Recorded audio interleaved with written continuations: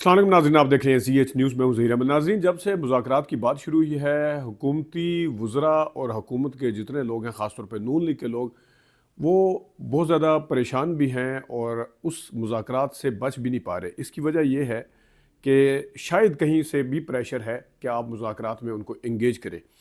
बयानिया अभी main stream media पे तो ये बनाया जा रहा है कि जिस तरह पता नहीं PTI जो है और ख़ास तौर पे बाहर वाली जो लीडरशिप है, वो मुज़ाकरात के लिए मरी जा रही है और मुज़ाकरात करने के लिए बेचैन है। लेकिन असल में अब ख़ास तौर पे जब से स्पीकर का बयान आया है, तो जो उसका बयानिया था नून लीग का और इरफान सिद्दीकी, ख्वाजा आसिफ, ख़ास तौर पे इन लोगों ने जो हॉक समझे जाते हैं, इन्होंने जो बयानी दिया हुआ था, वो ऐसे था कि हम किसी भी सूरत बात नहीं करेंगे और किसी भी सूरत हम उसको नहीं लेके आएंगे सामने। अब वो उनकी कोशिश ये है कि अगरचे दावत जो है वो PTI वाले दे रहे हैं कि मुज़ाकरात करें, क्योंकि इनका तो मानना ये था कि हमारे साथ आके मुज़ाकरात करें। अब ऐन इन्हीं की ख्वाहिश के मुताबिक दावत PTI वाले देते नजर आ रहे हैं, लेकिन को क्योंकि अपने प्रीवियस रिकॉर्ड को मद्देनजर रखते हुए, जिसमें ये खुद दावतें देते थे, उसको मद्देनजर रखते हुए ये इस तरह की इस किस्म की पेशकश को रद्द नहीं कर सकते, वो फारिग नहीं कर सकते कि जनाब साहब, क्योंकि आप कहते थे हमसे मुज़ाकरात करें, हम हमारे साथ आगे बैठे, आप तो हमारे साथ बात करने के लिए तैयार नहीं है। अब एक तो इमरान खान साहब ने कमेटी भी बना दी। इमरान खान साहब का अपना जो इस वक्त मौक़िफ़ है वो दो मुतालबात के इर्द गिर्द घूमता है, लेकिन बाहर के जो लोग हैं वो ज़रा से कंप्रोमाइज़ है, ये हकीकत अपनी जगह पे है बिल्कुल। लेकिन इस सूरत में भी मुज़ाकरात की टेबल के ऊपर आने के हवाले से जिन लोगों को अंदर से पता है कि अब हमें मुज़ाकरात करने पड़ रहे हैं, नून लीग के ख़ास तौर पे, आप उनके बयानात को देख सकते हैं। आप ख्वाजा आसिफ साहब जो कि हॉक हैं और वो एक किस्म का बिल्कुल भी तैयार नहीं है, मतलब मुज़ाकरात के हवाले से हमेशा वो उनका कोई ना कोई बयान जो है उसमें स्पॉइलर का किरदार होता है, उसके अंदर कोई ना कोई बात ऐसे होती है, जैसे 3-4 दिन पहले उन्होंने कहा था कि मेन फ्रीक से तो हमें पूछना पड़ेगा और ये करना पड़ेगा। इरफान सिद्दीकी साहब ने जो है वो बीच में क्या लुच तली है कि जनाब आप पहले सबसे इमरान खान साहब को जाके राज़ी करें, इमरान खान साहब को एग्री करवाएं। इमरान खान साहब पता नहीं मानेंगे नहीं मानेंगे, आप तो बाहर आके बातें करना शुरू कर देते हैं, लेकिन इमरान खान साहब, हम अगर किसी चीज़ के ऊपर एग्री करते हैं वो उसको बिल्कुल ज़ाया ना। अब ये जो चीज़ है ये मैंने जैसा कहा ना कि मुज़ाकरात की पेशकश को रद्द नहीं कर सकते। अब एक पार्टी अगर कह रही है मुज़ाकरात करें, आप किस तरह उनको मना कर सकते हैं? कौन कौन से पॉइंट ऑफ व्यू, कितना कितना तलाल चौधरी के ज़रिए और फलां फलां के ज़रिए सुना लेंगे जी आपने ये किया, आप यूं थे, आपने अब आप मुज़ाकरात करना चाहते हैं। ये तो इस पॉइंट ऑफ व्यू पे से आप देखें कि इरफान सिद्दीकी साहब, उनकी कोशिश ये है कि बॉल जो है अगर मुज़ाकरात नहीं होते या नाकामी होती है या कहीं पे कोई रुकावट खड़ी करनी मकसूद है हुकूमत की तरफ से, हमारे ऊपर बात ना आए कि देखें जी वो मुज़ाकरात करना चाह रहे हैं लेकिन ये नहीं करना चाह रही हुकूमत।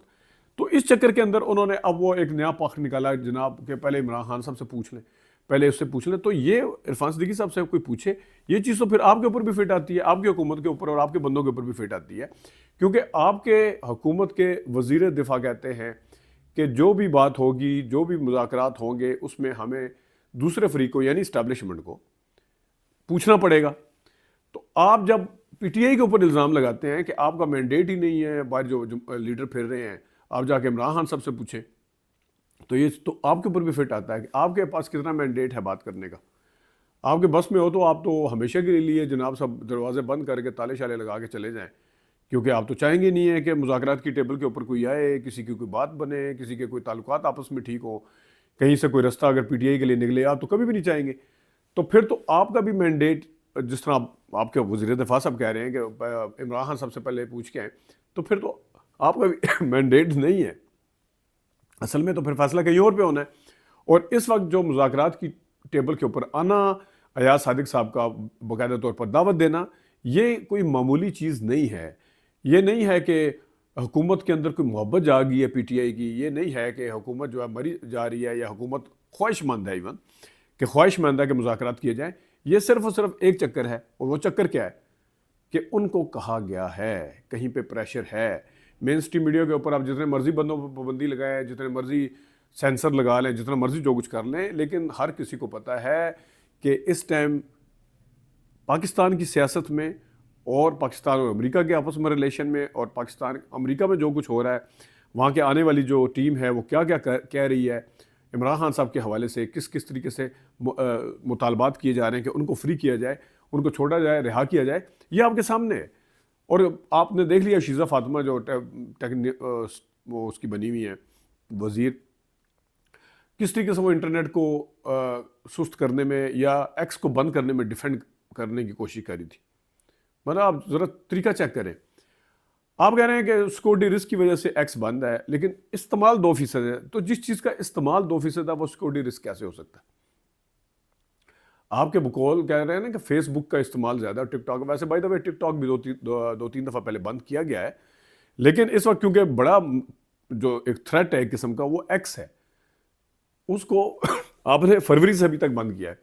तो सिक्योरिटी रिस्क कौन सा ऐसा सिक्योरिटी रिस्क है कि वो उसमें फेसबुक इन्वॉल्व नहीं हो सकती जिसके यूज़र ज़्यादा हैं, बकौल आपके जिसकी रीच ज़्यादा, बकौल आपके, मैं आपकी उसमें, तो जिसका इस्तेमाल ही दो, देखें सिक्योरिटी रिस्क या राय जिस तरह शुरू से डिजिटल दहशतगर्दी की बात की जाती है बार बार, तो डिजिटल दहशतगर्दी में तो फिर उसी को बंद किया जाएगा ना जिसका इम्पैक्ट है, जिसकी रीच ज़्यादा है, उसी को बंद किया जाएगा ना।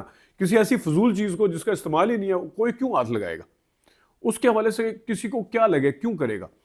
तो ये बिल्कुल सामने नज़र आ रहा है। अब यहां से अंदाज़ा करें कि अमेरिका के अंदर एक बंदा जो बनने जा रहा है डोनाल्ड ट्रंप की टीम का मेंबर, जिसने इमरान खान के हवाले से जिसके ऊपर जियो ने इल्ज़ाम लगाए, वो ट्वीट डिलीट की, मिसाल मैं दे रहा हूँ, उनकी पाकिस्तान के अपने अमेरिका के अंदर उनकी कितनी रीच है, कितने लोग उनकी ट्वीट को देखते हैं आपके सामने, कितने लोग उसको रीपोस्ट करते थे, 200 300 400 500 1,500 इतने। इसके आने के बाद हज़ारों में उसकी रीच चली गई, पता नहीं कितने लोगों ने उसको देखा और कितने ने उसको लाइक किया, कमेंट किया उसके ऊपर। तो आप कह रहे हैं 2% इस्तेमाल है। एक बंदे का अपने मुल्क के अंदर इतना बड़ा ओहदा मिलने जा रहा है और पहले भी उसकी अहम शख्सियत है वो, उसका अपने मुल्क के अंदर उसकी रीच नहीं है। पाकिस्तान इन्वॉल्व होता है बीच में, इमरान खान का नाम बीच में इन्वॉल्व होता है, पाकिस्तान की सियासत इन्वॉल्व होती है, जियो टीवी इन्वॉल्व होता है, तो किस तरीके से उसकी रीच बढ़ती है, वो आगे से एक ट्वीट करते हैं। तो जो इम्पैक्ट है वो अपनी जगह पे, अब जितना मर्जी ये शोर डाल लें कभी। अच्छा एक और चीज़ जो हो रही है, इसके ऊपर डिटेल वीडियो भी बनाएंगे कि 1 घंटा इंटरनेट बंद रहने से पाकिस्तान के अंदर पता नहीं कितने सरमायाकारों का और जो ऑनलाइन बिजनेस करते हैं उनका कितना कितना डॉलर का नुकसान और कितना कितना नुकसान हो रहा है। ज़ाहिर है उसका इनडायरेक्टली देखा जाए तो पाकिस्तान को भी नुकसान है, लेकिन वो नुकसान अपनी जगह पे बदअमनी की वजह से, अनसर्टेनिटी की वजह से, क्योस की वजह से जो नुकसान है वो अपनी जगह पे, वो किसी को नज़र नहीं आता, ना मुख्तदर हलकों को नज़र आता है, ना किसी और को नज़र आता है। ठीक है, और ख़ुद स्टॉक के अंदर किस तरीके से सट्टा खेला जा रहा है, किस तरीके से 2 नंबरी करके हेर फेर किया जाता है, किस तरीके से वज़ीर ख़जाना साहब के ऊपर भी आते हैं, लेकिन किस तरीके से वो उसके अंदर एक कॉस्मेटिक एक आपको दिखाने वाला चेहरा एक दिखाया हुआ है कि देखें जी बहुत अच्छा जा रहा है पाकिस्तान में, अंदर से वो गड्ढे खोद रहे हैं, अंदर से जनाब हालात इतने पतले हैं कि जिसका हिसाब नहीं है, वो आप उसके ऊपर खुश हो रहे हैं। इधर से आप रेमिटेंस अपना इंटरनेट बंद करके जो नुकसान करवा रहे हैं वो आपको नज़र नहीं आएगा। 2 नंबरी तरीके से आपको भी अंदर से पता है कि ये नंबर का हेर फेर है। अभी रेमिटेंस का वो बता रहे थे, अभी इमरान खान साहब ने बाकायदा कॉल नहीं दी है, और ये जो 35% इंक्रीज़, तो पता नहीं कितने बिलियन का इंक्रीज़ हुआ है रेमिटेंस में, ये भी लफ्ज़ों का उसी तरह हेर फेर है जिस तरह स्टॉक एक्सचेंज का हेर फेर है। ये भी उसी तरह हेर फेर है जिस तरह इसहाक डार साहब ने डॉलर को नकली तरीके से जनाब सब सस्ता करके रखा हुआ था, उसको रुपए के मुकाबले में डॉलर का एक कीमत रखी हुई थी, आपको याद होगा। फिर बाद में आके मिफ्ता इस्माइल ने तो अभी छोड़ा है ना, उसी टाइम आके कह दिया था कि ये कॉस्मेटिक तरीके से इन्होंने गलत रखा हुआ था, जब ये शायद खाकान अब्बासी का दौर था।